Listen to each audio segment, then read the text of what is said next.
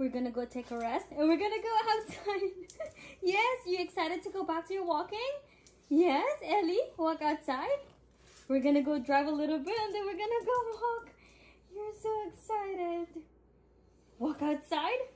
Yes, I know.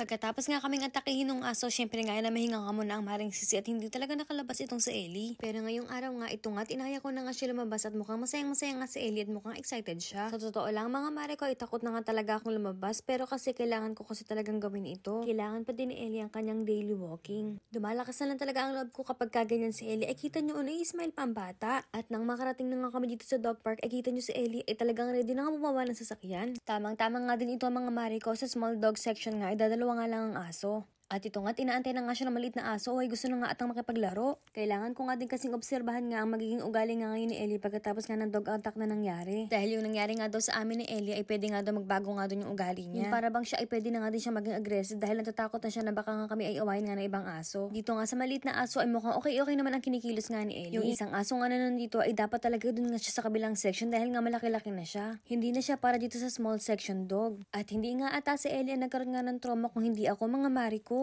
Yung brown na aso kasi na yun mga mare ko, yung golden doodle ay tumatahol nga kay Ellie kanina. Yung tahol ba na para bang gusto makipaglaro ganun. At habang tumatahol siya mga mare ko, natakot talaga ako at binitbit ko nga kagad si Ellie katulad na ng pagbibitbit ko nga sa kanya nung inatake nga kami ng aso. At kinonfirm ko nga dun sa may-ari ng aso kung ano nga ba yung ginagawa ng aso niya. At nagsorry nga ako kasi pakiramdam ko kako ay atakihin nga si Ellie. At ipinaliwanag ko nga dun sa babae kung bakit nga ako takot dahil nga nakaranas nga kami ng dog attack ni Ellie. Hindi talaga ako kampante mga mare ko kaya nga inaya ko na nga si Ellie. Sabi ko nga sa labas na nga lang kami at maglalakad-lakad na nga lang kami. Buti na lang din ay mabait nga itong si Ellie at pumayag nga siya. At sa aming paglalakad mga mare ko, syempre ay may mga nakakasulubong din kaming mga tao na may bitbit nga ding aso. At hindi ko nga nagustuhan ang aking nararamdaman. Sa mga nakakasulubong namin mga mare ko, talagang nagigilid nga kami ni Ellie. At nahihinto talaga kami mga mare ko dahil nga takot na takot ako. Para bang pakiramdam ko lahat ng makakasulubong namin ay aawayin din kami. Para bang naging sobrang alerto na nga din ako this time. Pero yun nga, talagang nakakaramdam ako ng takot at nalulungkot ako kasi parang feeling ko ay hindi na ma-enjoy ni Ellie ang walking dahil nga sa nararamdaman ko.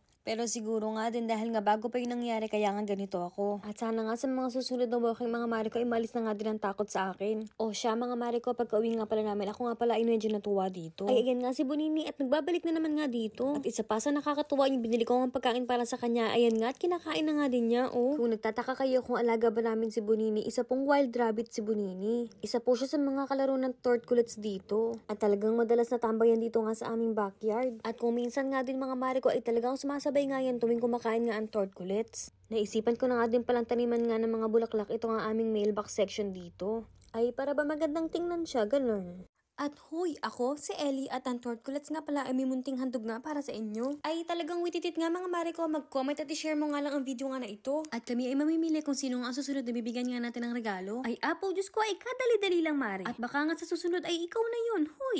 At yan lang muna for today's vlog. Thank you for watching and see you guys on our next one.